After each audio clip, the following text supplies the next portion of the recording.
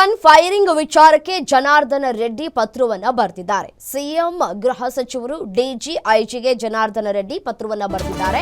ಪತ್ರವನ್ನ ಬರೆದು ಭದ್ರತೆಯನ್ನ ನೀಡೋದಕ್ಕೆ ಮನವಿಯನ್ನ ಮಾಡಿದ್ದಾರೆ ರೆಡ್ಡಿ.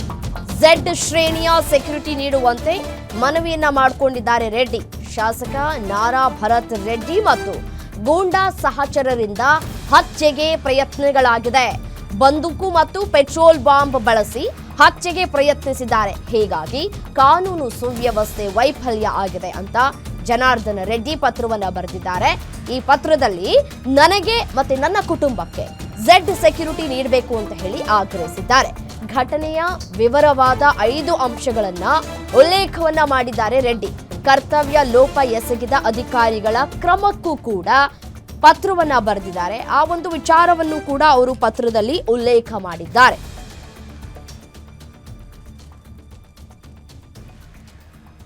ನೋಡಿ, ನನಗೂ ನನ್ನ ಕುಟುಂಬಕ್ಕೂ ಝೆಡ್ ಸೆಕ್ಯೂರಿಟಿ ಬೇಕು ಅಂತ ಹೇಳಿ ಪತ್ರದ ಮುಖಾಂತರ ಮನವಿಯನ್ನ ಮಾಡಿಕೊಂಡಿದ್ದಾರೆ ಇದೀಗ. ಹಾಗಾಗಿ ನನ್ನ ಕೊಲೆ ಮಾಡುವಂತಹ ಪ್ರಯತ್ನಗಳಾಗಿದೆ. ಹಾಗಾಗಿ ಭರತ್ ರೆಡ್ಡಿ ಅವರ ವಿರುದ್ಧ ಕ್ರಮ ತೆಗೆದುಕೊಳ್ಳಬೇಕು, ಮತ್ತೆ ಇದೇ ರೀತಿಯಾದಂತಹ ಘಟನೆಗಳು ಮರುಕಳಿಸದಂತೆ ನೋಡ್ಕೊಳ್ಬೇಕು, ಕಾನೂನಿನ ಸುವ್ಯವಸ್ಥೆ ಹದಗೆಟ್ಟಿದೆ ಅಂತ ಹೇಳಿ ಪತ್ರದಲ್ಲಿ ಉಲ್ಲೇಖವನ್ನ ಮಾಡಿದ್ದಾರೆ.